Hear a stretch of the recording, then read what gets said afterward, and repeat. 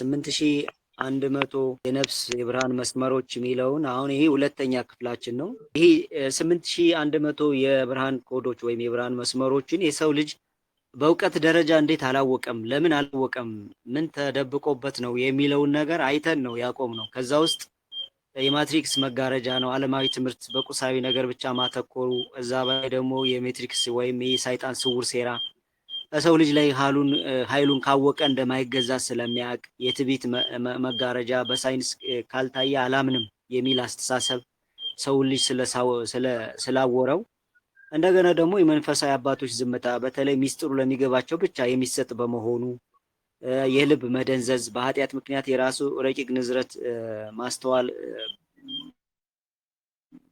በመሳኑ፣ የውጭ ትኩረት ሰው ወደ ውስጡ ከመመልከቱ ይልቅ ወደ ውጭ በመመልከቱ፣ የቋንቋ ጥፋት በተለይ ግዕዝ ላይ የሰሩት የማጥፋት ሴራ፣ የምግብ መበከል፣ እነዚህ ነገሮች የጨዋታ ዓለም በተለይ ዝምታ የሚባለው የሰው ልጅ ልምምድ በጣም መውጣቱ፣ ይህን ነገር አለመጠቀሙ፣ ይሄ 8100 የነፍስ የብርሃን መስመር ምን ያህል እንደሚጠቅምና ምን ያህል እንዳለ እውቀቱ ተሰውሮብናል። ባለፈው በሶስት ክፍል የብርሃን ጋሻ ወይም የብርሃን ጸዳል የሚባለውን ረቂቅ እውቀት አይተናል። ባይዘዌይ ያላያችሁ ወይም ያልሰማችሁ ዩቲዩብ ላይ ተጭኗል፣ ገብታችሁ ማዳመጥ ትችላላችሁ።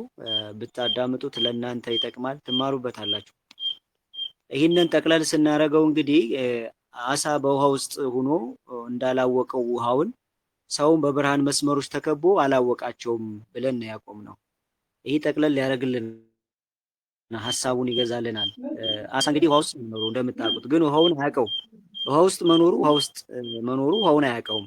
ልክ እንደዛ እኛም ደግሞ በብርሃን መስመሮች ተከበን ግን እኛ ያንን አናቅም ማለት ነውና አንዲት እንቁራሪት ላይ ውሃ ምንጭ ላይ ወይም ትንሽዬ ኩሬ ላይ የምትኖር አንዲት እንቁራሪት ሐይቁ እሱ ሁሉ ይመስላታል። ትልቁ ሐይቅ እሷ ያለችበት ሁሉ ይመስላታልና ሌላ ውቅያኖስና ሐይቅ እንዳለ አታውቅም ማለት ነው። እና እኛም የታወረብን ልክ እንደዛ ነው ማለት ነው። ዛሬ ለመጨረስ እንሞክራለን እንደ እግዚአብሔር ፍቃድ ማለት ነው። ቀጣይ ያለው ምንድነው? እንግዲህ ይሄ የ8100 የነፍስ የብርሃን መስመሮች የጨለማ ኃይሎች እንዴት ያጠቁታል ነው። እንዴት ነው የሚያጠቁት? ብዙ ጊዜ አይተነዋል ይህን ነገር። የሰው ልጅ የሚታመመው የሰው ልጅ የሚደክመው በተለይ እነዚህ የብርሃን ጋሻዎች ሲላሉ፣ የብርሃን መስመሮች ሲላሉ ብዙ ጊዜ ደዌ ይመጣል፣ ጭንቀት ይመጣል፣ ፍርሃት ይመጣል፣ ድንዛዜ ይመጣል ብለናል። ያ ማለት ያለን የተሰጠን ኃይል ሲበሳ በዛ በኩል አፍራሽ ኃይል ስለሚገባ የሰው ልጅ እስከ 3 ሜትር የሚዘረጋው የመከላከያ ኃይሉ ከ8100 የነፍስ መስመሮች ጋር ስለሚገናኝ ያ ሲላላ አጋንንት ወይም ጨለማ ኃይሎች ወደ ውስጥ ገብተው ነፍስን ስለሚጫኗት፣ ነፍስ ደግሞ ስጋን መጠበቅ፣ ማጠንከር፣ መያዝ፣ መምራት ሁና የተፈጠረች ስለሆነ ያንን ኃይል ስለምታጣ ደዌዎች ይመጣሉ ማለት ነው። እንግዲህ ይሄ የጨለማ ኃይላት እንዴት ነው የሚያጠቁት? ይህን 8100 የብርሃን መስመር የሰውን ልጅ የብርሃን መስመር እንዴት ነው የሚያጠቁት የሚለውን እናያለን። እንዴ ካመጣጡ አንስተን 8100 ለምን መጣ፣ ከዛ ከ81 አሃዱ ጋር እንዴት ይገናኛል የሚለውን ነገር ባለፈው በክፍል 1 አይተናል። ባይዘዌይ እሱነን የቁጥር ቀመሩ እዛ ጋር ገብታችሁ አዳምጡ ማለት ነው። እንግዲህ እዚህ ላይ የጨለማ ኃይሎች እንዴት ያጠቁታል ስንል እንግዲህ አጋንንት እነዚህ መስመሮች ለማቋረጥና ለማቋሸሽ ይተጋሉ ማለት ነው። ለማቋረጥ ለማቆሸሽ የመጀመሪያው ስራ ማቆሸሽ ነው። የማቆሸሽ ስራ ይሰራል። ዘኔክስት ተዛ በኋላ ማቋረጥ ነው። የሚቆሽሸው እንዴት ነው? እንግዲህ ያው ደም እንግዲህ የነፍስ ማደሪያ ቤተ መቅደስ ነው ብለናል ብዙ ጊዜ። ደም እንግዲህ ከቆሸሸ ከቆሸሸ ነፍስ በሙሉ ትደክማለች ማለት ነው። ደምን ደግሞ የሚያቆሽሸው በምንድን ነው ስንል አንደኛ የምንበላው ምግብ አለ፣ በየቀኑ የምንበላው ምግብ አለ፣ ጂኤምኦ አለ፣ ቫክሲኔሽን አለ፣ መድኃኒት አለ፣ ዘይቱ አለ። እኒህ የተለያዩ ነገሮች ሁሉ የሰውን ልጅ የነፍስ ማደሪያ ደም ለማቆሸሽ ነው የሚሰሩት ማለት ነው። ለማቆሸሽ ይሰራሉ።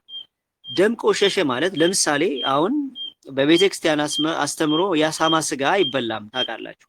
የአህያ ስጋ አይበላም። ግን ያየውን ስጋ ጀስት በዘመናዊ መልክ ፕሮሰስ አድርጎ ጂኤምኦ አድርጎ ፓክድ አድርጎ ቢያመጣውና ያንን ሰው ቢበላው ያ ሰው ምን ሆነ ማለት ነው? ደሙ ቆሸሸ ማለት እኮ። ደሙ ሲቆሽሽ ደግሞ ነፍሱ ምን ትሆናለች? ትዋጣለች። እነዚህ የነፍስ መስመሮቹ ምን ይበላሉ? ይባጠሳሉ። እንደገና የብርሃን ጋሻው ምን ይሆናል? ይበሳል ማለት ነው። አያችሁት?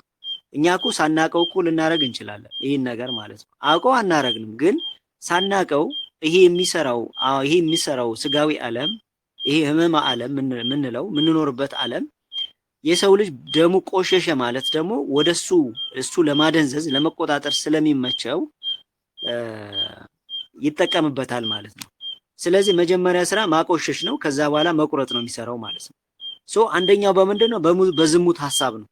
ዝሙት ሐሳብ እንግዲህ የዝሙት ሐሳብ ብዙ ወጣቶችን በተለይ ደግሞ ስቲል አሁንም ያገቡ ሰዎችን የሚፈታተን በጣም ኃይለኛ የሆነ ፈተና ነው። ባይዘው ዝሙት የሚባለው ኃጢአት ማለት ነው። እንግዲህ በመጽሐፍ ቅዱስ ስትመለከቱ እነ ትልቅ ሶምሶን የሚባለው እንግዲህ ትልቅ ኃይል ያለው እግዚአብሔር ጸጋ ያረፈበት ሰው እንኳ በዝሙት ወድቋል። ሌሎችንም ተመልከቱ ብዙ ሰዎች ማለት ነው በመጽሐፍ ቅዱስ ስታነቡ። ዝሙት በጣም አደገኛ ዓለምን እየፈተነ የሰው ልጅ እየፈተነ ያለ ትልቅ ኃጢአት ነው ማለት ነው። ትላልቅ አባቶች የተፈተኑበት እኛም አንፈተንም ማለት አይደለም። እኛም ጻድቅ ነን ማለት አይደለም። ባይዘው እኛ እንፈተናለን፣ ግን ስንፈተን ምንወጣበትና ምናሸንፍበት መንገድ ነው በጣም ትልቁ ሚስጥር ያለው ማለት ነው።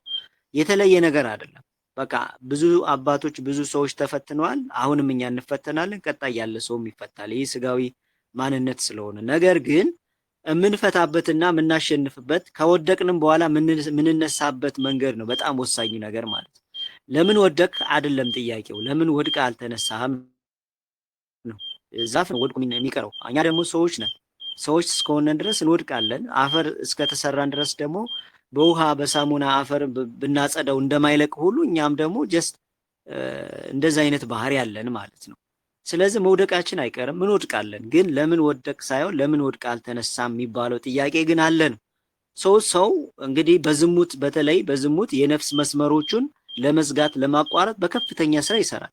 አሁን ዝሙት ኪሳችን ጋር ገብቷል። በተለይ ሞባይላችን ላይ አሁን በተለይ ጀስት ተማሪዎች ላይ ብዙ አንዳንድ ቤተሰብ ልጄ ምንም አታውቅም ልጄ ምንም አያውቅም የሚሉ ቤተሰቦች አሉ። ዝም ብለው የዋህ የሆኑ ማለት ነው። ነገር ግን ሞባይል ይሰጧቸዋል። ሞባይል ላይ ማታ ግን ምን እንደሚሰሩ አይቆጣጠሯቸውም እስቲል። ምክንያቱም ሞባይል ላይ ዓለምን መያዝ ማለት ነው አይደለ? አሁን ፖርን የሚባሉ ቪዲዮዎቹ ኦልሬዲ ነፃ ናቸው። ለማደንዘዣ የሜትሪክስ የሚጠቀምበት ነው፣ ለመስለብ የሚጠቀምበት ነው። ይህንን እንኳን ሞባይላቸውን እንኳን መቆጣጠር ያስፈልጋል። ልጄ ደህና ናት ልጄ ደህና ነው አይባልም። ባይዘወይ በጣም አደገኛ ዘመን ላይ ነው ያለ ነው እና ቁጥጥራችን ሊኖር ይገባል። በተቻለ መጠን ቁጥጥሩ ያስፈልጋል። ልጆቻችን በዚህ በዝሙት ሐሳብ በተግባር ባይገልጹትም በሚይዙት ሞባይል ግን ኦልሬዲ ተበልተው አልቀዋል። ቀፎ ብቻ ነው ያለው። ባይዘወይ ማሩ አልቋል። ማሩ ተበልቶ አልቋል። እንደዛ አይነት ቁጥጥሮችን ማየት አለብን። አንዳንዴ ብቸኝነት በጣም ከባድ ነው። ብቻችሁን ብዙ ጊዜ ባትሆኑ ይመረጣል። በተለይ ግላዊ ወሲብ በጣም የሚፈትናችሁ ብዙ ሰዎች አላችሁ እንደ ወጣትነት ማለት ነው እና ብቸኝነትን በተለይ መጋባት የሚባለውን ቤተክርስቲያን የምትደግፈውም ለዛ ነው። ሰው ብቻውን ሲሆን በጣም ብዙ ኃጢአቶች ይመጣሉ። ብቻውን ሲሆን ጨለማ ላይ ሲቀመጥ ምናምን ብዙ ነገሮች ይመጣሉና እነዚህ ነገሮች በተቻለ መጠን የነፍስ መስመራችን የብርሃን ጋሻችንን የሚያላሉ የሚበሱ በጣም መጥፎ አደገኛ የሆኑ ናቸው። ባይዘው ብዙም መንፈሳዊ ኢነርጂያችን የሚወስዱ ናቸው ማለት ነው። ስለዚህ በተቻለ መጠን እነዚህን ኃይሎች መጠበቅ አለብን። ስለዚህ እነዚህ በዝሙት የኃይል መስመሮች በማፍሰስ ሰውየው ባዶ እንዲሆን ቀፎ ያደርገዋል ማለት ነው። ቀፎ ያደርገዋል። እስቲል ዝሙት ከሰራን በኋላ የሆነ 3 ደቂቃ ወይ 2 ደቂቃ አይቆይም። ያን ከሰራን በኋላ መጀመሪያ እስክንሰራው ከዛ ስንሰራው ከመስራታችን በፊት ስንሰራው ከሰራነው በኋላ ልዩነት አለው ሁሉም ነገር ማለት ነው። በተቻለ መጠን እነዚህ ነገሮች በቃ አንዳንዴ ከሰራነው በኋላ የሚመጣውን ጸጸት ከሰራን በኋላ የሚመጣውን የኃይል ስርቆት ማሰብ አለብን። የአእምሮ ቅጣቱን ማሰብ አለብን እና በተቻለ መጠን መወሰን የሚባለውን ነገር ብንጠቀም ጥሩ ነው። ይሄ ዝሙት በጣም ብዙ ነገር ነው የሚያሳጣን። አእምሯችን ይሰልባል፣ ድንዛዜያችን ይወስደዋል፣ ሙሉ የመፈጠር ኃይላችን ይወሰዳል። ለዚህ ለዲጂታሉ ዓለም በቀላሉ እንድንደነዝዝና እንድንታቀፍ ያደርገናልና አንደኛው እንግዲህ አጋንንት የ8100 የነፍስ መስመሮች የሚጠቀምበት የዝሙት ሐሳብ በውስጥ በኩል በመርጨት ነው። ሌላኛው በጥላቻና በቁጣ ነው። ጥላቻ፣ ቁጣ። እንግዲህ ጥላቻ፣ ቁጣ የሚባሉ ነገሮች በሁለኛውም በየትኛውም ቤት አለ። ለምሳሌ ሚስት ትቆጣለች፣ ባልም ይቆጣል። ነገር ግን ቁጣ በጣም አደገኛ ነው። ጥላቻም ቂም ይዞ የሚያድር አለ፣ ቂም ይዞ የሚኖር ሰው አለ። ቂም ማለት ቁስል ነው። ይህን ቁስል ደግሞ አንዳንዴ ቂም ይዞ እንደው ጸሎቴ ለምን ያልተሰማው፣ እንደው እግዚአብሔር ለምን ነው እኔ የማይሰማኝ የሚል ሰው አለ። ቂም እኮ ይዟል፣ ግን ቂም ይዞ እንዴት ነው ጸሎት የሚጸልየው? ይቅርታ ሳያደርግ። የይቅርታ ኬሚስትሪ ማለት እኮ በቃ ጀስት እንኩላሊትን ይፈውሳል፣ ጉበትን ይፈውሳል። ኤቭሪ ነገር እኮ ነው የሚፈውሰው። ባይዘው የይቅርታ ኬሚስትሪ ማለት የይቅርታ እምነት ማለት እኮ ጀስት የምስጋና እምነት በሉት እኮ፣ የምስጋና ኃይል በሉት እኮ፣ የምስጋና መንፈሳዊ ኃይል በሉት። ስናመሰግን ብዙ ነገሮች እንደሚመጡ ልክ ይቅርታ ስናደርግም ደግሞ ብዙ ነገሮች ይመጣሉ ማለት ነው። ስለዚህ በጥላቻና በቁጣ መስመሮቹ እሳት ለብሰው እርስ በርስ እንዲጋጩ እንዲበጣጠሱ ያደርጋቸዋል ማለት ነው። እነዚህ የብርሃን መስመሮች የ8100 የነፍስ መስመሮች የሰው ልጅ ሲቆጣ ምንድን ነው የሚያደርገው? መስመሮቹ እሳት ይለብሱና ራስ በራሳቸው እንዲጋጩ ያደርጋል ማለት ነው። ባይዘዌ በጣም እኮ ማይድኑ በሽታዎች ወይም በጣም ከባድ በሽታዎች እኮ የሚመጡትን ብትመለከቱ እግዚአብሔር አምላክ የሰው ልጅ ሲፈጥረው የሆኑ ማንነት አለው፣ ስትራክቸር አለው፣ ስርዓት አለው። ነገር ግን የሰው ልጅ ኃጢአቱ ሲበዛ፣ ክፋቱ ሲበዛ እነዛ ማንነቶቹ ስትራክቸሮቹ የሰራቸው ስትራክቸር በራሳቸው ይጋጫሉ። ይነዛ በራሳቸው ሲጋጩ ነው ባይዘው አንዳንድ ህመሞች የሚፈጠሩት ማለት ነው። ይህንን ነገር ቢያንስ የተሰጠንን ስርዓት ስንጠብቅ ከምንም በላይ እኛ በራሱ የተሰራነው እኮ በስርዓት ነው። እግራችን፣ ሰውነታችን በሙሉ በስርዓት ነው የሚጓዘው። ስርዓቱ በራሱ ስንጠብቅ እንደገና ሌላኛው ከኛ ውጭ ያለው ስርዓት ደግሞ እኛን ለመጠበቅ ይሰራል ማለት ነው። ስለዚህ ይሄ ጥላቻ፣ ቁጣ የሚባለውን ነገር በተቻለ መጠን ማስወገድ። አሁን የሚቆጣ ሰው የእግዚአብሔር መንግስት አይወርስም ይላል አይደል? ቁጣን በተቻለ መጠን መቆጣጠር። አንዳንድ ሰው እኔ እኮ ክፉ ከተናገርኩ በኋላ ምንም ቂም የለኝም ይላል። እንዴ እባብ ከነደፈ በኋላ እኮ መርዝም የለውም እኮ ባይዘው። ስለዚህ በተቻለ መጠን አንደበትን መቆጣጠር ነው። አንደበት እሳት ነው። አንደበት ቆሻሻ ነው። አንደበት ይቆሽሻል፣ አንደበት ንጹህ ይሆናል። በአንደበታችን ነው ብዙ ነገር የምንሰራው ማለት ነው። ስለዚህ በቁጣ መካከል፣ በንዴት መካከል የምናወጣቸው የአንደበት እሳቶች አሉ፣ የአንደበት ደግሞ ውሃዎች አሉ ማለት ነው። ስለዚህ እሱን መጠቀም አለብን ማለት ነው። እና ቁጣና ጥላቻን በተቻለ መጠን አንደበታችን ለመቆጣጠር የነፍስ መስመራችንና የብርሃን ጋሻችንን እንዳይላላ ብናደርግ ነው። ሌላኛው በጥንቆላና በመጠንቆል ማለት ነው። እንግዲህ በጥንቆላና በመጠንቆል ማለት እንግዲህ የውጭ ጥቁር ኃይል በመስመሮች ላይ እንደ ሰንሰለት በማሰር ማለት ነው። ለምሳሌ ጠንቋይ ቤት መሄድ፣ የተለያዩ ቦታዎች ላይ የኮከብ ቆጠራ መሄድ፣ እንደዛ አይነት ነገሮች ላይ በምናደርግበት ጊዜ እንግዲህ እነዛ የጨለማ ኃይሎች እኛን ለመዋሃድ ቅርብ ይሆናል ማለት ነው። ምክንያቱም ነፃ ምርጫና ነፃ ፍቃድ ስላለን ማለት ነው። እሳትና ውሃ አስቀምጬልሃለሁ እጅጋ የመረጥከው ክተት እስካለ ድረስ እንግዲህ ወደ ቅዱሱ ወደ ቤተክርስቲያን መሄድ መብታችን ነው። ወደ ጥንቆላ ቤት መሄድ መብታችን ነው። ስለዚህ በጥንቆላ ማለት ወደ እንደዛ አይነት ነገሮች ስንሄድ ሙሉ በሙሉ እንግዲህ የነፍስ መስመሮቻችን ምን ይሆናሉ ማለት ነው? ኃይላቸውን ያጣሉ ማለት ነው። ሌላኛው በጥርጣሬ ማለት ጥርጣሬ በጣም ሲኖር ከአእምሮ መስመሮች የሚነሳውን ብርሃን በማጨለም ማለት ነው። ጥርጣሬ አሁን ለምሳሌ አንዳንድ የነፍስ ዕውቀቶቹን እንዴት እንደዚህ ሆነ፣ ይሄ እንዴት ሊሆን ይችላል፣ በሳይንስ ለምን አታረጋግጥልኝም፣ እንዴ ሪፈረንስ እኮ ፈልጋለሁ ምናምን የሚባሉ ነገሮችን ስናመጣ ብዙ ጊዜ የነፍስ አይናችን ይታወራል። ለምን? የነፍስ መስመሮች ያንን ከነፍስ መስመር ጋር ስለሚገናኝ የነፍስ ኃይል የነፍስ አይን ከነፍስ መስመር ጋር ይገናኛል። ስለዚህ እነዛ የመበጠስ ኃይላቸው በጨመረ ቁጥር አይነ ልቦና ወይም የነፍስ አይን የሚባለው ስፔሻሊ ይሄ መረቡ የሶስተኛው አይን ብሎ እኛ እንዳንጠቀምበት በተለያዩ የሜትሪክስ መርዝ ያወረውና ጭቃ ያረገብን አይን ነው ባይዘወይ። እነዚህ በሚሆንበት ሰዓት ጥርጣሬ ሲኖር ይበልጥ ምን ያደርገዋል ማለት ነው? ያደነቁራል ማለት ነው። ይበልጥ ደግሞ ይበጥሰዋል። እንደገና አይናችን ያደነቁራል። እንደገና ይጋርዳል፣ እንደገና ደግሞ የነፍስ መስመራችን ይቆረጣል ማለት ነው። ስለዚህ የነፍስ እውቀቶች ብዙ ጊዜ ምን አይፈልጉም? ሪፈራንስ አይጠይቁም። ነፍስ ትክክለኛ እውቀቷን ካገኘች በደንብ ታዳምጣለች፣ በደንብ ታያለች፣ በደንብ ታነባለች፣ በደንብ ትነቃለች። የራሷ እውነት ከተሰጣት አሕዛብም ይሁን በእግዚአብሔር የማያምንም ይሁን የትኛውም ፍጥረት ይሁን የራሷ የሆነ እውቀት ሲሰጣት የራሷ እግዚአብሔር ያለበት እውቀት ሲሰጣት ትነቃለች፣ ታያለች፣ ታዳምጣለች፣ ትሰማለች። ባይዘዌ ሶ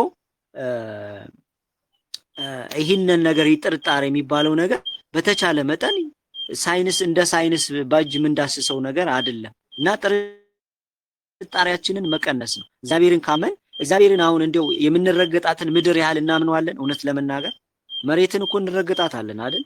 አሁን መሬትን እኮ የምንረገጣት አምነናት እኮ። እስቲ አሁን ምን ወስደው መድኃኒት አሁን እንደምንወስደው መድኃኒት ፋርማሲ ነድና መድኃኒት እንገዛለን። ከዛ ከገዛም በኋላ መድኃኒቱን በውሃን ውጠዋለን። ግን መድኃኒቱ መርዝ መኖሩ መድኃኒቱ ውስጥ ሌላ ኬሚካል ለምሳሌ ብረት ነገር መኖሩን እንኳን እኮ ቼክ አናደርግም። ቀጥታ በውሃ ነው የምንውጠው። እስቲል ያን ያህል ድረስ እኮ እግዚአብሔር እናምነዋለን። በእውነት ግን እስኪ ጠይቁ ራሳችሁ በእውነት እና ጥርጣሬ ማለት ያ ነው። ባይዘዌ አንዱ እንዲህ እያስተማረ እያለ እና እንግሊዝ ቋንቋውን አይችልም እየነገራት ነው። እሷም እየሰማች ነው ትንሽ እኔ እኮ ቋንቋውን አልችልም እባክህ አልችልም ሲላት እባክህ ዝም ብለህ ተናገር፣ እኔ ባልሰማ ነፍሴ ትሰማሃለች። እየተናገርከው ያለው እውነት የነፍሴ እውቀት ነው፣ እባክህ ዝም ብለህ ቀጥል አለችው ይባላል። ስለዚህ እኛ ስጋዊ አይናችን ስጋዊ ጆሮአችን ባይሰማ ነፍስ ትሰማለች፣ ታዳምጣለች፣ ብዙ ነገሮችን ትመለከታለች። እና ይሄ ጥርጣሬ የሚባለውን ነገር በተቻለ መጠን በጣም ስናጠነክረው ምን ይሆናል? የነፍስ መስመሮቻችን ምን ይሆናሉ? ይወጠራሉ፣ ይበጠሳሉ ማለት ነው። እንዲሁም ብዙ ጊዜ አንዳንድ የጤና ባለሙያዎች እኔ አጋጥሞኝ ያውቃሉ። የቤተክርስቲያን ሰው ነው፣ ቤተክርስቲያን ይሄዳል፣ ይቆርባል፣ ጀስት አሪፍ ደረጃ ላይ ያለ ነው እና ጸበልን ካልኩት እኔ ልብጥ አድርጌ ጠጣሁት። አዛ ከጠጣሁት በኋላ ጸበሉን ስሰጠው አየው አይኑ አልጠጣውም ማለት። አሁን እዩት፣ ይሄ ልጅ አንደኛ ምንም እኮ እንዳትሉ ሳይንስ የሜትሪክስ የሚባለውን የጤና አልጎሪዝም ጭኖበታል፣ እንዳትፈርዱበት ማለት ነው። ግን ጸበል ማለት ቅዱስ ውሃ ነው፣ የእግዚአብሔር ኃይል ያረፈበት ቅዱስ ውሃ ነው። በረቂቅ አይን ጀስት አላየው በቃ አምኜ ስጠጣው ነው የሚያድነኝ አለ። ሶ እንደዚህ አይነት እውቀቶች ጥርጣሬ የሚያመጡብናል ማለት ነው። እና የነፍስ መስመራችን በዚህ በኩል ምን ይሆናሉ? ይቆረጣሉ ማለት ነው። ሌላኛው በስስት ነው። በስስት በቃ አይኑ የሳሳ ሰው አለ፣ ጓደኛው ሲያገኝ የሚቀና የሚሳሳ ሰው አለ። ይህ ስስት ደግሞ የልብ መስመሮችን በማጥበብና ወደ ቁሳዊ ነገር በማዞር ማለት ነው። በተለይ ይህ ሶስተኛው ልኬት ዳይሜንሽን በጊዜና በቁስ የሚወሰንበትን ነገር ማስቀመጥ ማለት ነው። ስሪዲ ማለት ሶስተኛው ልኬት ማለት ነው። ያ ማለት የሰው ልጅ በጊዜና በቁስ የሚቀመጥበት ማለት ነው። ያ ማለት ስለ ነፍስ ማያስብበት ማለት ነው። ነፍስን ሲያስብ ወይም ደግሞ ነፍስ የሚባለውን ነገር ሲያስገባ ፎርዲ ወይም አራተኛው ልኬት ይገባል ማለት ነው። ነገር ግን አራተኛው ልኬት ላይ የጨለማ ኃይላት አፍራሽ ኃይሎች ተቀምጠው የሰው ልጅ በዚህኛው ሶስተኛው ልኬት ብቻ ተቀምጦ በስስት በቃ አሁን አንድ ቢኖረው ሁለት ሶስት ቢኖረው አራት እያለ ቁጥር እልቆቢስ ነው። በቁጥር ሳትስፋይ መሆን አይቻልም። አይዘው ሶ አንድ መኪና ካለው ሁለት መኪና፣ ሶስት መኪና ካለው አራት እያለ አንድ ቤት ካለው ሁለት ይላል፣ 1 ሚሊዮን ካለው 2 ሚሊዮን ይላል። በቃ አንሳትስፋይድ ባለው ነገር አይለካም ማለት ነው። ስለዚህ ስስት በዛው ልክ ይመጣል፣ ወደ ቁሳዊ ነገር ይመለካል፣ በዛ ማዞር ማለት ነው። ያ ሲሆን የበታቾችን ይረሳል፣ ማገዝ ያለባቸውን ሰዎችም ይረሳል። ስለዚህ በዚህ ሰዓት በስስት ሰዓት 8100 የነፍስ መስመሮችን ምን ይሆናሉ? ይበጠሳሉ ማለት ነው። ስለዚህ ይሄ አንዱ ሌላ ኬዝ ነው። ሌላኛው እንግዲህ መድኃኒት ወይም መጥፎ ሱሶች ማለት ነው። እነዚህ ምንድናቸው? እንግዲህ መስመሮቹ በጭጋግ እንዲሸፈኑ ያደርጋቸዋል። መድኃኒቶች አሁን በተለይ ትላልቅ ቢግ የሚባሉት የሚያመርቱት አንዱ ትልቁ ፍልስፍና ብዙ ጊዜ ተናግሬው አውቃለሁ። በዚህ ሰዓት በዚህ ዘመን ለበሽተኞች የሚያድን በሽታ መስጠት ማለት ደንበኛን ማራቅ ነው የሚሉት። ይሄ ትልቅ ፍልስፍናቸው ነው። እንግዲህ ተመልከቱ፣ ይሄ መድኃኒት ማምረት ፍልስፍናቸው ከሆነ በዚህ ሰዓት ለደንበኛ የሚያድን መድኃኒት መስጠት ማለት ደንበኛን ማራቅ ነው ካሉ ኦልሬዲ አሁን እየመጣ ያለው መድኃኒት ምን ማድረግ ነው? ሱስ ዲፔንድ ማድረግ ነው ማለት ነው። ስለዚህ በውስጥ በኩል ናኖ ፓርቲክሎች እየገቡ ደማችን እየበከሉ እኛ ለዛ መድኃኒት እንድንገዛና እንድንቆይ ያረጉናል ማለት ነው። ለዛ ነው መጀመሪያ ያደረጉን የኛን መንፈሳዊ ጥበብ እጽዋታዊ ንቃተ ህሊና እጽዋታዊ ጥበባችን ከኛ አስወጡ።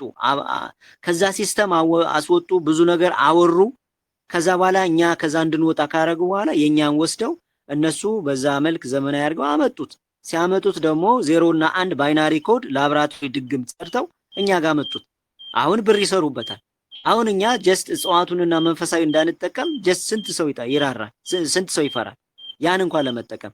ዳማከሴ ምን እንደሆነ እንኳን አያውቅም። ጥናዳም እንኳን ስሙን ነው የሚያውቀው። ምንድነው ኒም ምንድነው የሚል ሰው አለ። ባይዘው አቮካዶ ምንድነው የሚል ሰው አለ። አንዳንዴ እኔ ኢንቦክስ ሲያረጉ ማለት ነው። ምን ያህል ቢያደነዝዙን ምን ያህል ቢሰሩብን ነው በእውነት። እና እነዚህን ነገሮች ማሰብ አለብን። ሌላኛው በሐሰተኛ ትምህርት ነው። እንግዲህ የንቃት መስመሮች በማሳት ማለት የሐሰተኛ ትምህርቶች ይገባሉ። በዛ መሃል ደግሞ ብሬን ወሽ ወይም አእምሮ ማጠም የሚባለውን ፍልስፍና ያስገቡና እኛ ጀስት እውነተኛውን ትምህርት እንዳናገኝና ነፍሳችን እንዳትነቃ አድርገው የዲፕ ስሊፕ ውስጥ ይከቱናል ማለት ነው። ዲፕ ስሊፕ ውስጥ የገባ ስንት ሰው አለ? በ5G በሞገድ በመድኃኒት በተለያዩ ነገሮች ዲፕ ስሊፕ በቃ ቁጭ ብሎ ስትጠሩት የማይሰማ ሰው አለ። ሞባይሉ ጋር ጀስት አብሮ የገባ ሙሉ ነገሩ የተሰረቀ ሰው አለ። ሞባይሉን በቀን ካልነካ የማይሰማ ሰው አለ። ሞባይሉን እየዳሰሰ እንጀራ የማይበላ ሰው አለ። ሞባይሉን ሳይነካ የማይበላ ህፃን ተወልዷል። እንጀራ ለመብላት ሞባይሉ ሙዲ ቪዲዮ ተከፍቶለት ነው የሚበላው። በጣም የሚያሳዝን ሁኔታ ላይ ነው ያለነው። ዲፕ ስሊፕ ማለት ያ በቃ ተኝተናን እኮ ጎበዝ። አሁን እኮ እኔ እንደውም ማነው አንድ ጓደኛችን አለ እዚህ አሁኑ መደንዘዛችን አይደለም ባይዘው የሚያሳስበኝ ቀጣይ እየመጣ ያለው ድንዛዜ ነው። ምን እየተካሄደ ነው? what is behind the curtain the playing ጨዋታው ከመጋረጃ ጀርባ ያለው ምንድን ነው? ምንም በቃ ዲፕ ስሊፕ እኮ ነው ያለው። ይበላል፣ ይጠጣል፣ ይነሳል፣ ይወድቃል፣ ይነሳል። አቃዬ ነው እንስሳዊ ህይወት፣ 4 እግር ያለው እንስሳ አይነት ህይወት ማለት ነው። በቃ ኑሮ ለሱ ነው የሚመስለው። ግን ምንድነው የሚካሄደው የሚለውን ነገር እየጠየቀ አይደለም። ዲፕ ስሊፕ ማለት ያ ነው፣ ድንዛዜ ውስጥ መግባት ማለት ነው። ሶ ይሄ ነው አንዱ ማለት ነው። የሐሰት ትምህርት እንግዲህ በዛ ውስጥ ይከተናል። ሌላኛው ፍርሃት ነው። አንደኛው የብርሃን መስመሮቹን በጣም የሚጠቀምበት አንደኛው ፍርሃት ነው። ባይዘው ይሄ በቃ የመጀመሪያውና የመጨረሻው ብላችሁ ያዙት። ፍርሃት አደገኛ ቫይረስ ነው። አንድ ሰው የሆነ ነገር ቢናገራችሁ ልባችሁ ይመታል፣ ይፈራል፣ ይንቀጠቀጣል፣ ይረዳል፣ አጥንትም ሁሉ ያደቃል። እንግዲህ አጥንት ማለት የሰው ልጅ እንግዲህ ከሞተም በኋላ ሳይሞት ለብዙ ዘመናት የሰው ልጅ የዛን ሰው ማንነት የሚይዝ ትልቅ እግዚአብሔር የፈጠረው ነው አጥንታችን ማለት። ግን ፍርሃት አጥንትን ሁሉ ያደቃል በሚገርም ሁኔታ ማለት እና ፍርሃት አጥንታችን ሁሉ አድቆ ስጋችንም አድቆ ያጎሳቁለናል፣ እንዳንነቃ ያደርገናል። የሚፈራ ሰው አይድንም፣ የሚፈራ ሰው አይነቃም በየትኛውም መንገድ። ፍርሃት ፊት ለፊት ስትጋፈጠው ይቀደዳል፣ በቃ መጋረጃ ይቀደዳል። እዛውጭ ከማትሪክስ ውጭ አትሆንማ። ፍርሃትን እየፈራ ከሜትሪክስ ውጭ ሆናለሁ በፍጹም አይታሰብም። ምክንያቱም ፍርሃት በራሱ እኮ ሌላ ሜትሪክስ እኮ ሌላ መረብ እኮ ሶ እዚህ ድሩ ሸረሪት ውስጥ ለመውጣት ፍርሃትን በትክክል እዛው መጋፈጥ አለብን እንጂ ሴፍ ዞን ላይ ምቾ ዞን ላይ ተቀምጬ እንደው ምንም ሳልከፍል እንዳሳማ ተኝቼ ድናለሁ ማለት ሊከብድ ይችላል። በቃ አይታሰብም ጎበስ። ማለት ጥሩ ጋሩ ሚል ነገር ስላለ በስጋም በነፍስም ነው ምንግረው ማለት ነው።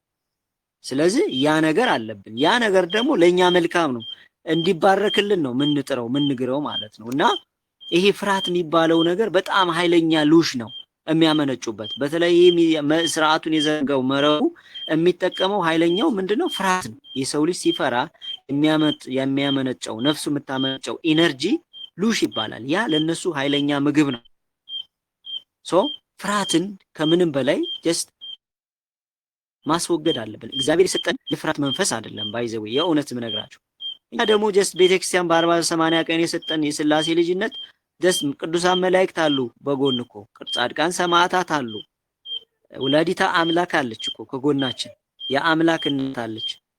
እንዴ ይሄ ሁሉ የት ይሄዳል? ባይዘው እስኪ ዝም ብላችሁ ስንት ሰራዊት አለኛ ጋር የሚጠብቀን ከሚጠብቀን የቀን መልአክ ውጭ ማለት እኮ ነው። ከዛ በላይ ደግሞ ጀስ ከተሰጠን የብርሃን ጋሻ ውጭ የተሰጠን መከላከያ ኃይል አለ እኮ መከላከያ ኃይል አለ። አገሪቱ እኮ ራሷ መከላከያ ኃይል አላት አይደለ? ልክ እንደዛ አንድ ሰው ደግሞ ራሱ መከላከያ ኃይል አለ እኮ የተሰጠው ማለት እግዚአብሔር ያሰለጠነው አሰልጥነ ይነን ደስ እንደ ወታደር አሰልጥነ በመከራ በችግር በፈተና በጸጋ በስግደት ኤቭሪ መንፈሳዊ ኃይል በጉልበት አሰልጥነ አብቃው ተብሎ የተሰጠው እኮ ስንፈጠር የሰጠን መከላከያ ኃይል አለ። ኡራ ይባላል፣ ጸዳል ይባላል፣ አክሊል ይባላል። እስከ 3 ሜትር የሚዘረጋ ኃይል አለ ባይዘው እሱን ስንዘረጋ እሱን ስናጠነክር በፍርሃት ሞገድ ውስጥ አንጠቃም ማለት ነው። እና ሌላኛው በእንቅልፍ መንፈሳዊ መደንዘዝ ውስጥ እንገባለን። እንግዲህ መንፈሳዊ ድንዛዜ የሚባለው ሲመጣ ሰው ይጸልያል፣ አንደበቱ ቱ ቱ ቱ ይላል። ነገር ግን ጸሎቱ ያው ነው፣ እዛው ላይ የለም። ሲያልቅ ነው የሚያውቀው። ስብከት ላይ ቁጭ ይላል፣ አሜን ቃለ ሕይወት ያሰማልን ሲል ብንን ይላል። የለም በቃ አሁን እየሆነን ያለ ነው ይሄ ነው። ሰው ይሰበካል፣ ይማራል። ነገር ግን ወደ ተግባር ሊቀይረው የሚችለው አንድ ጠብ ያለ ነገር የለም። በቃ አሁን የተጀገገረን እሱ ነው።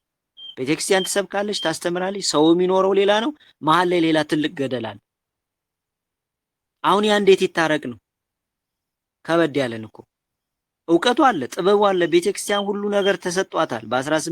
በ325 ላይ ኦልሬዲ 318 ሊቃውንት ቁጭ ብሎ ክርስቶስ 319ኛ ሆኖ ቁጭ አድርጎ ሰርቷታል። በቃ ጨርሷታል። ሁሉ ነገር አሏት። ግን እንዴት ነው ወደ ተግባር የምንቀይረው? እና እንቅልፍ በቃ ዲፕ ስሊፕ ላይ ነው ያለነው። እና እሱን እንቅልፍ ሲመጣ መንፈሳዊ ድንዛዜ ውስጥ እንመጣለን። መንፈሳዊ እንመሰላለን፣ ግን የለንም፣ ባዶ ነን። በጣም አደገኛ ያደረገው እሱ ነው። በተለይ አሁን አብነት ትምህርት የሚማሩ ተማሪዎችን ብትመለከቱ በቃ ስልክ ዘው ነው የሚዞሩት። እኔ ብዙ ጊዜ ያጠናለሁ፣ ጠጋ ብዬ ሳዳምጥም ሴት ጋር ነው የሚያወሩት። በጣም ነው ማዝነው የእውነት። ሰንበት ትምህርት ቤትም ስትሄዱ በቃ ያለው ነገር በጣም ይደብራል። ለምንድን ነው እንደዛ ይሆን ነው? ዲፕ ስሊፕ ውስጥ የገባ ነው። ለምንድን ነው? እና እንዴ አንዳንዴ ወደ ውስጥ ማየት ያለብን ነገር አለ። ሌላኛው ክፉ ንግግር ነው። ቅድም ብየዋለሁ። አንደበት እሳት ነው፣ አንደበት ግን ተቆጣጠር። ከአንደበት የተነሳ ትጸድቃለህ፣ ከአንደበት የተነሳ ትኮነናለህ። አንደበት ሲቆሽሽ እርኩስ ኃይሎችን ይስባል፣ ጨለማ ኃይሎችን ይስባል። አንደበት ሲጸዳ ደግሞ ቅዱስ የሆኑ ነገሮችን ይስባል። ሰው በአንደበቱ ምን ያደርጋል? ይፈውሳል። በአንደበቱ ያጸናል፣ በአንደበቱ ይመክራል፣ በአንደበቱ ይመልሳል። አንደበት ሲናገር ወይም ቃል ሲወጣ ፊቱ የሚቆም ሰው አይኖርም። ባይዘው አንደበታችን በተቻለ መጠን መቆጣጠር አለብን ማለት። ክፉ ንግግር በምንናገርበት ጊዜ 8100 የብርሃን መስመር የነፍስ መስመሮች ይበጠሳሉ። የጉሮሮና የልብ መስመሮች በመቆሸሽ ማለት ነው። የጉሮሮ መስመር አለ፣ የልብ መስመር አለ። ባለፈው ከፋፍለን አይተነዋል ማለት ነው። ስለዚህ እነሱን ነገር ማየት አለብን ማለት ነው። ስለዚህ ማጠቃለያ ይህንን ሐሳብ እንግዲህ የሸረሪት ድር በዱላ እንደሚበጣጣጥ ኃጢአት የነፍስ መስመሮችን ይበጣጥሳል ማለት ነው። ቅድም ያነሳነው ርዕሱ ላይ ምንድነው የብርሃን ጋሻ እንዴት ይበጣጠሳል፣ እንዴት ይደክማል ብለን ስንመጣ ያገኘው ምንድነው? ምሳሌ ጠቅለል እንዲገባን ሸረሪት አለች። ሸረሪት ያቺ ሸረሪት ያደራችው ድር አለ። ያንን እንግዲህ የምታደረው ለምንድነው? ምግብ ሰብስቦላት እንዲቆይ ነው። በዛ ሰዓት እንግዲህ ሸረሪቱን ሂደህ በሽመል ስትመተው እንደሚበጣጠስ ሁሉ አፍራሽ ኃይል ይመጣና የነፍስ መስመሮቹ ልክ በዛ መልክ ምን ያደርጋቸው? ይበጣጥሳቸዋል ማለት ነው። የሰው ልጅ ላይ ያሉ 8100 የብርሃን መስመሮች ወይም የነፍስ መስመሮች እንደ ሸረሪት ድር የተዘረጉ ናቸው ማለት ነው። በዚህ መልክ ልንረዳው እንችላለን ማለት ነው። ሁለት ርዕስ ይቀናል። እሺ አንደኛው በማይታየው ዓለም እንዴትና በምን መልኩ ይታያሉ? በማይታየው ረቂቁ ዓለም አይን ከስጋ አይን ውጭ ያሉት እነዚህ የነፍስ መስመሮች እንዴት ይታያሉ የሚለውን እናያለን። እንግዲህ ለመላእክትና ለርኩሳን መናፍስት መስመሮቹ እንዲህ ይታያሉ።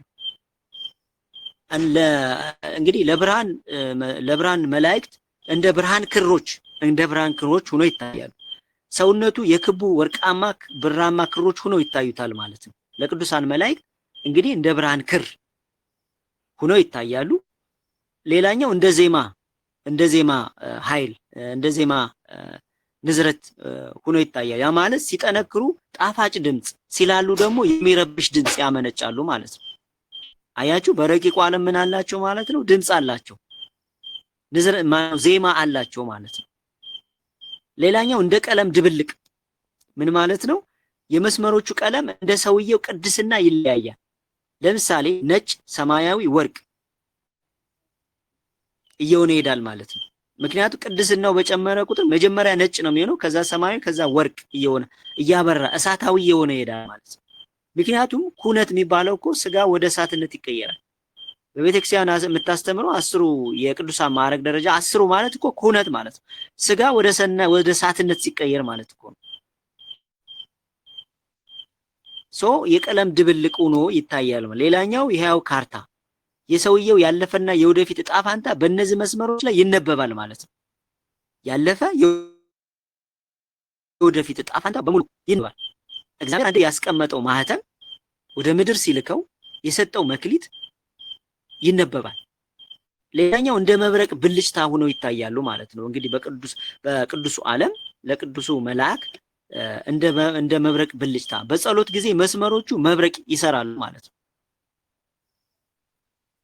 በጸሎት ጊዜ መስመሮቹ መብረቅ ይመስላሉ፣ እንደ መብረቅ እንደ ብርሃን ክር ሆነው ይዘረጋሉ ማለት ነው። ምክንያቱም የብርሃን ጋሻ እስከ 3 ሜትር ይዘረጋል ብለናል አይደል? ለዛ ነው ህፃናት የትኛውም ትልቅ ቦታ ላይ ቢወድቁ አያማቸውም፣ አይጎዱም።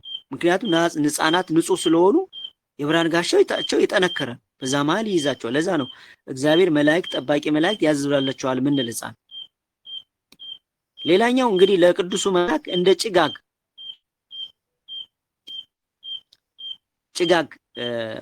ሁነው ሲላሉ ይታያሉ። መስቀሎቹ እንደ ጥቁር ጭስ ሆነው ይታያሉ። ሌላኛው እንደ መስቀል ቅርጽ መስመሮቹ ተሳስረው በማዕከላቸው የመስቀል ምልክት ይፈጥራሉ ማለት ነው። እንግዲህ መስቀል ያው የዳንበት ስለሆነ ታውቁታላችሁ። ሌላኛው እንደ አበባ ቅጠል በመንፈሳዊ ኃይል ማዕከላት ላይ እንደ አበባ ይዘረጋሉ ማለት ነው። ሌላኛው እንደ እሳት ግንብ ለጠላት ሊታለፍ የማይችል የእሳት አጥር ሆነው ይታያሉ ማለት ነው። እንግዲህ እግዚአብሔር አምላክ እንዴት እንደፈጠረን ተመልከቱ ባይዘው። ሌላኛው እንደ ውሃ ምንጭ ጸጋ ከማዕከላቸው ሲፈስ ይታያል። እንግዲህ እንደ አጠቃላይ በምን እንዲገባን በጨለማ ውስጥ የሚበሩ በሺህ የሚቆጠሩ ትናንሽ መብራቶችን ተመልክታችሁ ከሆነ ልክ እንደዛ አድርጋችሁ ሳሉት። የነፍስ መስመሮች እንግዲህ አንድ ሰው ላይ 8100 የብርሃን የነፍስ መስመሮች አለን ካለን ጨለማ ላይ ያሉ በጣም በጨለማ ውስጥ ያሉ ትንንሽ መብራቶችን አስባቸው። ልክ እንደዛ አድርጋችሁ አስቧቸው። ባይዘው በረቂቁ ዓለም ለቅዱሱም ለአፍራሽ ኃይሉም በዚህ መልክ ይታያሉ። እንግዲህ ከስጋ ጠባቂ መላእክት ጋር ያላቸው ግንኙነት ምንድነው የሚለውን አይተን እዛ እንዴት እና በምን እናጠንክር የሚለውን አይተን እንጨርሳለን ማለት ነው። እንግዲህ ከስጋ ጠባቂ መላእክት ጋር ያለ ግን ሁለት መልአክ አለ አይደል? የሚጠብቀን በየ12 ሰዓቱ የሚለያይ ማለት ነው። በቀኝ በኩል ቅዱስ መልአክ አለ፣ በግራ በኩል ደግሞ ጀስት አፍራሽ ጨለማ ኃይል አለ። ስለዚህ ለቅዱሱ መልአክ ጠባቂ መልአካችን እንግዲህ እንዴት ነው ያላቸው ግንኙነት? ከሱ ጋር ያላቸውን ግንኙነት እንየው። በረቂቁ ዓለም የስጋ ሞተር መስመሮቹ ሲቆረጡ ስጋ ይሞታል፣ መስመሮቹ ሲታመሙ ስጋ ይታመማል ማለት ነው። እንግዲህ ከስጋም ከነፍስ ጋር የተገናኙ ስለሆኑ ማለት ነው። ምክንያቱም ነፍስ ስጋን ጠብቂ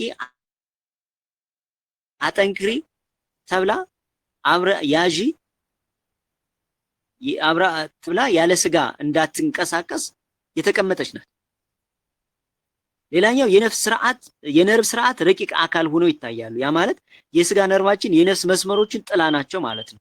አሁን ብዙ ጊዜ ሳይንስ እንግዲህ የሰው ልጅ ላይ ትሪሊየን እና ቢሊየን በላይ ነርቮች ወይም ሴሎች አሉ ብሎ ብዙ ጊዜ ይናገራል። እንግዲህ ተመልከቱ ከአንድ አካላችን እንግዲህ ምን ያህል እንዳለ ደግሞ በጣም ብዙ ነው ያለው። ሳይንስ የሚያወራው በጣም ብዙ ነው። ሌላኛው እንግዲህ ይሄ የመላእክት መቆጣጠሪያ ተብለው ይወሰዳሉ። ጠባቂ መልአክ ሰውን የሚረዱትና የሚመሩት በእነዚህ መስመሮች በኩል ነው። ተመልከቱ ይሄ ቅዱስ መልአክ እንግዲህ የሰው ልጅ የሚመራው የሚጠብቀው መልእክት የሚልከው በዚህ መስመር በኩል ነው ማለት ነው። እንደውም የሆነ መጽሐፍ ሳነብ ቅዱሳን መላእክት የልጅ የሚጠብቁት እንዴት ነው ብዬ በጣም ሳነብ ምንድነው ያገኘሁት? በጣም ንጹህ በሆነ ቁጥር የሰው ልጅ ንጹህ በሆነ ቁጥር እየተጠጉት ይሄዳሉና ሐሳብ ነው የሚበትኑበት። ወደ ልቡ ሐሳብ ይልኩለታል። ሐሳቡ ላይ ያለውን ነገር ያን እንዲተገብር ያደርገዋል፣ እንዲጠብቅ ያደርገዋል ማለት ነው። በሐሳብ በኩል ነው የሚረጩት ማለት ነው፣ ወደ ውስጥ በኩል ማለት ነው ቅዱሳን መላእክት። ስለዚህ ይህንን ከነፍስ መስመር ጋር አገናኙት። ጠባቂ መላእክት እንግዲህ ሰውን የሚረዱት በእነዚህ መስመሮች ነው ማለት ነው። ሌላኛው የጥበቃ አውታር መላእክት የራሳቸው ብርሃን ከነፍስ መስመሮች ጋር በማገናኘት ጋሻውን ያጠነክራሉ። ቅዱስ ወይም ንጹህ ስንሆን ይቀርባሉ፣ እርኩስ ስንሆን ወይም ኃጢአት ስንሰራ ይርቃሉ። በቀረበን ቁጥር ደግሞ የብርሃን ጋሻችን እየጠነከረ ይሄዳል። የነፍስ መስመራችን እየጠነከረ ያ ማለት ይዘረጋል ማለት እኮ ተመልከቱ። እነሱም እኛን ቻርጅ ለማድረግ ወደኛ ይጠጋሉ ማለት ነው። ስለዚህ ሊያድናቸው የእግዚአብሔር መልአክ ሊያድናቸው ይሰፍራል ይላል አይደለ? በዚህ መልክ ነው ማለት ነው። እንግዲህ በረቂቁ ዓለም እንደዚህ ነው እየተጠበቅነን ያለን። የጥበቃ አውታር ሆነው ያገለግላሉ። ሌላኛው የመልእክት መቀበያ መልአኩ የሚሰጠው የጥበቃ ሐሳብ በእነዚህ መስመሮች በኩል ወደ አእምሮ ይደርሳል። በጣም ይገርማል።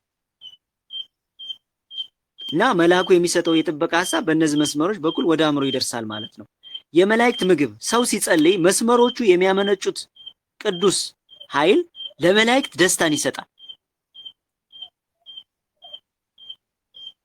እንግዲህ የመላእክት ምግብ ናቸው ማለት ነው። አሁን እነዚህ እንግዲህ ምክንያቱም በምንጸልይበት ጊዜ መስመሮቹ ምን ይሆናሉ? የሚያመነጩት ቅዱስ ኃይል አለ። እንግዲህ ያ ደግሞ ለመላእክት ደስታ ይፈጥራል። ያንን ከነሱ ጋር ምን ይሆናል? ኃይል ኃይላቸውን ይሰጡናል፣ እርዳታቸውን ይሰጡናል ማለት ነው። ሌላኛው የጥገና ስራ ሰው በንስሐ ሲመላለስ መላእክት የተበጠሱትን መስመሮች ይጠግናሉ። እንግዲህ እንዳንድ መካኒክ እንዳንድ የኤሌክትሪክሻን እንዳንድ የሜካኒካል ኢንጂነር መኪናን ኤሌክትሪክን እንደሚጠግን ቅዱሳን መላእክት ደግሞ እኛን የሚጠግኑት በእነዚህ 8100 የነፍስ መስመሮች ማለት ነው። በጣም ነው የሚገርም። ሌላኛው በሞት ጊዜ ጠባቂ መልአኩ ነፍስን የሚይዘው በእነዚህ 8100 መስመሮች ሰብስቦ ነው። ሌላኛው በቅዱሳን ህብረት በእነዚህ መስመሮች አማካይነት የሰው ነፍስ ከመላእክት ጋር በአንድ ኃይል ወይም በአንድ መንፈሳዊ ኃይል ትቆማለች።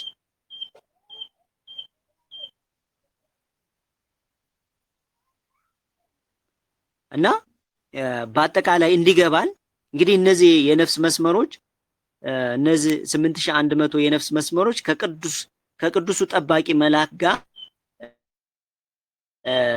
በምሳሌ እንዲገባል እንደዚህ ማየት እንችላለን። አንድ ሕፃን በእናቱ እጅ ተይዞ እንደሚሄድ የሰው ነፍስ መስመሮችም ጠባቂ መልአኩ እጅ የተያዙ ናቸው ማለት ነው። እንግዲህ አንዲት እናት ልጁን ወይም ሕፃኑን ትይዛለች። ለምን ነው የምትይዘው? እንዳይወድቅ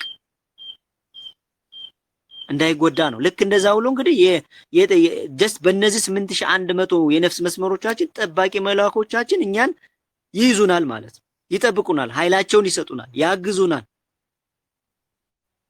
የተቆረጠውን ይቀጥላሉ እንደ ቴክኒሻል ማለት ነው። የመጨረሻው ላይ መጠናል ማለት ነው። አሁን እንዴትና በምን መንገድ እናጠንክረው ነው። አሁን እንዴት እንጠቀመው ወደሚለው እንምጣና እንጨርሳለን። እንግዲህ እነዚህ 8100 የብርሃን መስመሮች የሰው ልጅ ነፍስ ላይ አሉ ካልን እነዚህ መስመሮች መልሶ ማደስና ማጠንከር ይቻላል። እንግዲህ መልሰን ስናጠነክርና ስናድሳቸው የተደገመንብን ድግምት ያለነው ዲፕ ስሊፕ ምን ይሆናል ማለት ነው? እዛ ውስጥ እየወጣን እንሄዳለን። አሁን ብዙ ሰዎች እኔ በውስጥ መስመር ይልኩልኛል። መፍትሄ ልኬ መፍትሄውን ራሱ ማያነቡ ሰዎች አሉ። እኔ ምንድን ላድርገው ይላሉ። እኔ ይሄንን ጀስት እኮ የተሰጠውን ነገር መተግበር እኮ ነው የሚፈለገው። አንዴ እንደ አሳማ ተኝቶ እንዴት ለውጥ ሊመጣ ይችላል? በፍጹም ሊሆን እኮ አይችልም። ባይዘው እንደዛ ሊሆን አይችልም። መጀመሪያ ግን የምችለው ነገር ምንድነው? ከመፍትሄዎች ውጭ እኔ የምችላቸው ነገሮች ምንድነው ነው ያን መምረጥ ነው። ከዛ በኋላ ከራስ ጋርና ከፈጣሪ ጋር ከእግዚአብሔር ጋር ቃል መግባት ነው። ያን ቃል የገቡትን ነገር ማስቀጠል ነው። በትንሹ የታመነ በትልቁ ይሾማል ይላል መጽሐፍ ቅዱስ። በትንሹ እንለማመዳ፣ ከትንሹ ጀምረን እንሂዳ ወደ ላይ። አዛ በኋላ ስንሄድ ነው ወደ ትልቁ ምን ሄደው ማለት ነው። ያ ደግሞ ፕሮሰስ ነው። አንዴ 20 ዓመት የሰራብንን 30 ዓመት የሰራብንን ነገር እንዴው በአንድ ቀን እንዴት ታምር ሊደረስ ይችላል? ታምር ከሆነማ እኮ አያሳምንም። እንዴት ልታምኑ ትችላላችሁ? አሁን ህፃን የተወለደ ህፃን አንዴ ብድግ ቢል ቢያድግ እናት አትደነግጥም? እናት እስኪ ልጇ ሲያድግ አሁን ታያለች? አባት ልጁ ሲያድግ ያያል? አሁን እንደው እግዚአብሔር አምላክ ልጁ ሲያድግ ምዝዝ ሲል አንገቱ ከፍ ሲል ቢያሳየን አንደነግጥም? ጎበዝ ተመልከቱ እስኪ። ግን ሲያድግ እኮ አናየው። እጽዋት እንዴት እንደሚያድጉ አናይም፣ ግን ጀስት ያድጋሉ። እያንዳንዱ የራሱ የተሰጠው ስርዓት አለ፣ ቀመር አለው፣ ጊዜ አለው።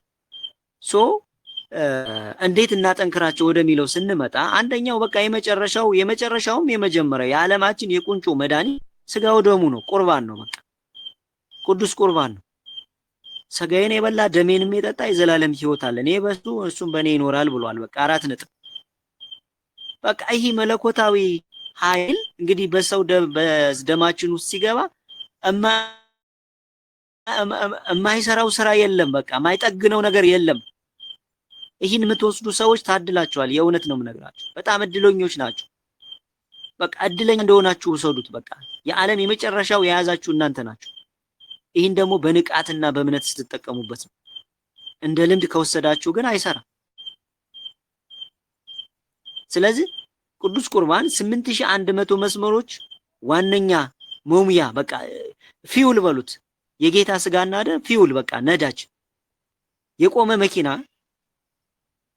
ነዳጅ ሰጣችሁት እንደሚሄደው ሁሉ የቆመ ሰውም ደግሞ ስጋውን ሲቀበል ይሄዳል። በቃ ይንቀሳቀሳል። የነፍስ አይኑ ይበራል፣ አይነ ልቦና ይበራል። ኤቭሪቲንግ የስጋው ደግሞ የሚወስድ ሰው አንድም ፈተና ለመከላከል በጣም ጥቂት ነገር ነው የሚሰራው፣ ጥቂት። ስጋው ደግሞ የማይወስድ ሰው ግን አንድን ነገር ፈተና ለመከላከል በጣም ብዙ ሰዓት ነው የሚከፍለው። በብዙ መከራ ነው የሚያልፈው ያንን ፈተና ለማስተካከል ባይዘው። ይሄ ነዳጅ ነው። በቃ ነዳጅ ደግሞ ባትሪ የጨረሰ መኪና ነዳጅ፣ ባትሪ የጨረሰ ሞባይል ቻርጅ ይደረጋል። በቃ እኛ የተሰራ ነው ልክ በዛ መልክ። ክርስቶስም ሲመጣ ያንን ኃይል ሰጥቶን ነው። ስለዚህ አንዱ ይሄ ነው። ሌላኛው መዝሙረ ዳዊት ነው። የመዝሙረ ዳዊት ጸሎት ነው። በተቻለ መጠን ያው ብዙ አመት ሰርተውብናል። ግዕዝን እንዳንማር፣ ግዕዝን እንዳናቅ፣ የግዕዝን ቀመር ሚስጥር እንዳናቅ ብዙ አመት ሰርተውብናል። ይበልጥ ግን እናቅ ሰዎች በዜማ ብንለው ግዕዝ ፊደላት በራሳቸው ብርሃን ኮድ ይሰራሉ። በዜማ ሲጠሩ የራሳቸው ቅርጽ ይዛሉ፣ በማይታየዋል። በአንደበታችን ሲወጡ ራሳችን ላይ ኡራችን ላይ የሚፈጥሩት የራሱ ቅዱስ ጂኦሜትሪ አለ፣ ቅዱስ ክብ አለ።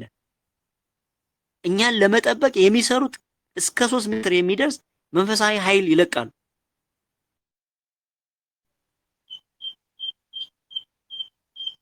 ስለዚህ መዝሙረ ዳዊትን በቃ እንጸልይ። የቀኑ ምጸልዩ ቀጥሉ። በቃ ስንጸልይ ግን በንቃት ይሁን። በጣም ያልጀመርን ሰዎች እስከ ትንሹን ጀምር። በቃ ለመጀመር 10 እንጀምር። ዛሬ ለምሳሌ 1 እስከ 10 ካነበበን መሃል ላይ ምልክት አድርገን ነገ ደግሞ ከ11 እስከ 20 አዛ እያልን 150 ዳዊቱን በ10 አድርገን በ15 ቀን እንጨርሰው። ማድረግ ይሻላል። ይሄን ባይዘው እንደው በቀኑ ሁሉ ነገር በስቶ እንደው ይሄንን በስቶብኛል ብላችሁ ከምታቋርጡ በቃ ትንሽ አንብቡ። ግድ የለም በቃ እግዚአብሔር ይረዳል እኮ። እውነቴን ነግራችሁ በቃ እስኪ እንሞክር፣ እንደው አድነን ብለን እንጮህ እስኪ። መዝሙረ ዳዊት በጣም ትልቁ ሰይፍ፣ የብርሃን መስመሮቻችን የሚጠግን ትልቅ ሰይፍ ነው። መዝሙረ ዳዊት ማጸልዩ ከሆነ በጣም ችግር አለ ማለት ነው። ሻማ አብርታችሁ ብትጸልዩ ይመከራል ማታ ላይ በተለይ። ሌላኛው የሌሊት ጸሎት በጸጥታ ጊዜ መስመሮቹ በመለኮት ብርሃን ቀጥታ ይገናኛሉ። በተለይ 9 ሰዓት ላይ ያለ ጸሎት ካለው ቀን ላይ ከምንጸልየው ጸሎት 7 ጊዜ እጥፍ መንፈሳዊ ኃይል አለው የሌሊት ጸሎት። በጣም ችግር ውስጥ ስትሆኑ፣ መከራ ውስጥ ስትሆኑ የሌሊት ጸሎት የ9 ሰዓትን ጸሎት ተጠቀሙበት። ብትንትኑ ነው የሚወጣው። ስለዚህ የሌሊት ጸሎትን ብንጠቀም፣ ያው ስጋ ያደክማል፣ ግን ዘላለም ከመታመም ዘላለም ጀስት ችግር ውስጥ ከመሆን በቃ ትንሽ የሰዓታትን እኮ መጸለይ አይሻልም? 1440 ደቂቃ 24 ሰዓት ነው። 1440 ደቂቃ ውስጥ 20 ደቂቃ ጸልየን 1420 ደቂቃ እኮ ጀስት ለእግዚአብሔር ማስባረክ እኮ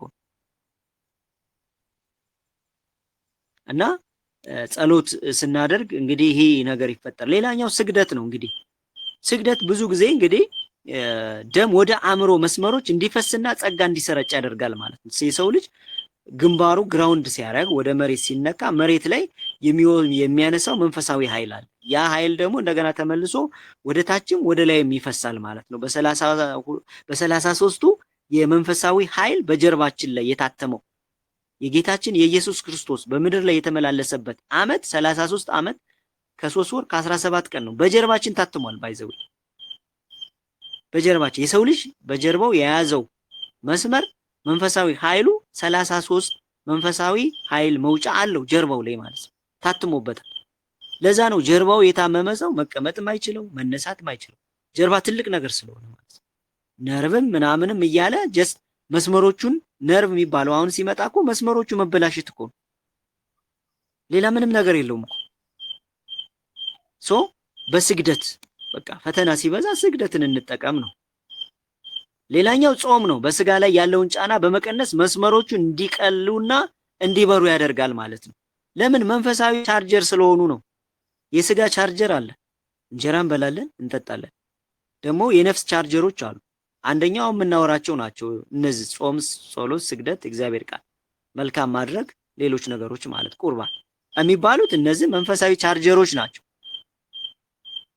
ሌላኛው ዕጣንና ጸበል መጥፎ ንዝረቶች ወይም አፍራሽ ኃይሎች ከመስመሮች ላይ ጠርጎ ያስወግዳል ማለት ነው። እንግዲህ ቤታችን በተቻለ መጠን ዕጣን በንጹህ መልኩ ብንጠቀምበት ለመጥፎ እስካልሆነ ድረስ የጸሎት ቦታችንን እንደዛ ብናደርግ፣ ጸበል ደግሞ 4ቱ ማዕዘን ላይ ቤታችን ብንረጭ፣ ጸበል ብንጠጣ፣ ይሄው ቀላል የሚመስለን ነገር ነው። እኛ ይዘው ቦታ ማንሰጥ። እኔ ምንም አላረኩም እኮ ጀስት የጣልናቸውን ነገሮች ካሁን ካለው የድንዛዜ ዓለም የዲጂታል ዓለም እነዚህን አንስተን ይህን ዲጂታል ድንዛዜ እንበጥስ ነው። እነዚህ በጣም የጣልናቸው ትንሽ የሚመስሉ ነገሮች በረቂቁ ዓለም ግን እንደ መብረቅ የሚጮሁ ነገሮች ናቸው ነው እኛን ለመጠበቅ። ሌላኛው ፍቅርና ትህትና ነው። ፍቅርና ትህትና ነው። እግዚአብሔርን የሚያሸንፉ 2 ነገሮች ናቸው። ትህትና፣ ቅንነት። ትህትናና ቅንነት፣ በተለይ ትህትና። እንዲሁም በመጨረሻው ዘመን አንድ አባት አሁን የሚታየው የሰው ልጅ በሙሉ በዚህኛው በዳቢሎስ ስርዓት ውስጥ ታስሮ በራእይ ያሳያቸዋል። በጣም ይጨንቃቸውና ወደ እግዚአብሔር ይጸልያሉ። እና ሲጸልዩ ክርስቶስ መጣና እግዚአብሔር ሆይ እንደው ይሄ ሰው ልጅ እንደዚህ ሆኖ በዚህ ሰንሰለት ተይዟል፣ ያልተያዘ የሰው ልጅ የለም፣ በምንድን ነው የሚወጣው ብሎ ጠየቃቸው። ምንድነው የመለሱት? ትህትናን የያዘ ይወጣል ነው ያሉት። ያለ ትህትና ቅንነት የያዘ ሰው ይወጣል። እና ትህትና ከያዝነን እነዚህ የልብ በተለይ ልብ ላይ ያስቀመጥናቸው መስመሮች እንዲሰፋና ብሩህ እንዲሆኑ ቅዱስ የሆነ ሐሳብ እዛው ወደ ደም እንዲረጩ ያደርጋል ማለት ነው። ሌላኛው ቃለ እግዚአብሔር ማሰላሰል ነው። እንግዲህ ቃለ እግዚአብሔር ማለት መጽሐፍ ቅዱስ ነው። መጽሐፍ ቅዱስ 81 ነው። 81 ማለት 9 ሲባዛ በ9 ነው። 9 ማለት ደግሞ በመላእክት የዘጠኙ ነገደ መላእክት ቁጥር ነው። 9 ማለት በረቂቁ ዓለም የፍጹምነት የመለኮት ፍጹምነት ቁጥር ነው። 9 ማለት ሁሉን ነገር ጠቅልሎ የሚያስገባ ቁጥር ማለት ነው። ለምሳሌ 9 ቁጥርን ምን ማለት እንችላለን? አንድ መኪና ሲዞር ዋለ፣ ሲሰራ ዋለ፣ ተመልሶ ቤቱ የሚገባ ከሆነ እንግዲህ የመጣው ቤቱ ማለት 9 ቁጥር ማለት ነው። ሁሉም ነገር ዙሮ የሚጠቀለለው በ9 ቁጥር። 9 ቁጥር ማለት እንግዲህ የመለኮት ፍጹምነት የምታሳይ ቁጥር ነች። ለዛ ተው 9 ሲባዛ በ9 81፣ ፍጹም ሲባዛ በፍጹም 81፣ 81 ሲባዛ በመቶ 8100። 100 ማለት በረቂቁ ዓለም ከፍጹምነት በላይ የሆነ የመለኮት ፍጹምነትን የሚያሳይ ቁጥር ነው 100 ማለት። ስለዚህ ጌታችን ኢየሱስ ክርስቶስ 6666 ጊዜ ተገርፎ 8100 የነፍስ መስመሮችን ፍጹም ድነት ለሰው ልጅ መስጠቱንና ማበርከቱን ማተሙን ያሳያል ማለት ነው። 8100 የነፍስ መስመር መጽሐፍ ቅዱስ አንድ የሰው ልጅ መጽሐፍ ቅዱስ ሲያነብ አንድ ምዕራፍ ሲያነብ 8100 የነፍስ መስመሮችን ያበራል ማለት ነው። እንግዲህ የተያያዘው እዛ ጋር። ሌላኛው በባዶ እግር መራመድ ነው። በባዶ እግር መራመድ ማለት እንግዲህ ሳይንስ ወይም ሜትሪክስ ለብዙ ዓመት የደበቀብን ደስ ግን ብንረገጥ መሬትን ብንነካ የምናገኘው ትልቅ ጥበብ አለ፣ ትልቅ ኃይል አለ።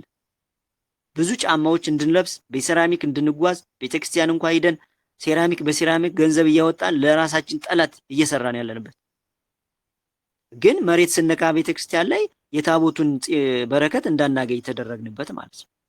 ቤተክርስቲያን ስትሄዱ ባዶ እግራችሁን አውልቃችሁ ኃይል ውሰዱ፣ ጸጋ ተቀበሉ። ስለዚህ ግራውንዲንግ ማለት ከመሬት ጋር በመገናኘት መጥፎ ስታቲክ ኢነርጂ ወይም አፍራሽ ኃይልን ማስወገድ ነው። በደም የገባውን በምግብ በክትባት በመተንፈሻ የገባውን ኃይል ማስወገድ ነው። ጨርሻለሁ። ሌላኛው ዝምታ ነው። ዝግ መቆየት፣ ዝምታ፣ በቃ ዝም ማለት የነፍስ መስመሮች ራሳቸውን እንዲጠግኑ እድል መስጠት ማለት። በቀን ከ15 እስከ 20 ደቂቃ ቁጭ እንበል፣ እስኪ ዝም እንበል። ዝም እንስል እንግዲህ ኮምፒውተር ቢዚ ሲሆን እኮ ሪሴት ይላል፣ ሪፍሬሽ ያደርጋል አይደል? ነፍስም ሪፍሬሽ ታደርጋለች ማለት እኮ ነው ዝም ስንል። መጨረሻው 3 6 9 12 ሰዓትን ለአጭር ጸሎት መቆም ነው። በቃ እነዚህን ተለማመዱ። እዚህ ብዙ ጊዜ በስልጠና አውርተናቸዋል፣ ቪዲዮ ላይ ተመልከቱ። 3 6 9 12 ሰዓት በቀን ላይ አጫጭር ጸሎቶችን እንለማመድ። በዛ ሰዓት ነፍሳችን ቻርጅ ታደርጋለች። በእነዚህ ሰዓታት የጸሎት ፖርታሎች ይከፈታሉ። ይህንን መጠቀም አለብን ማለት ነው። እንደ ማጠቃለያ የዛገ መሳሪያ በዘይት እንደሚታደስ እነዚህ መስመሮች በጸጋ ይታደሳሉ ማለት ነው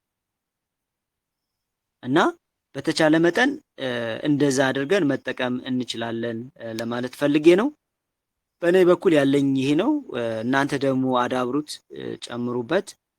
የተሰጠኝ ነው። እግዚአብሔር ይስጥልኝ።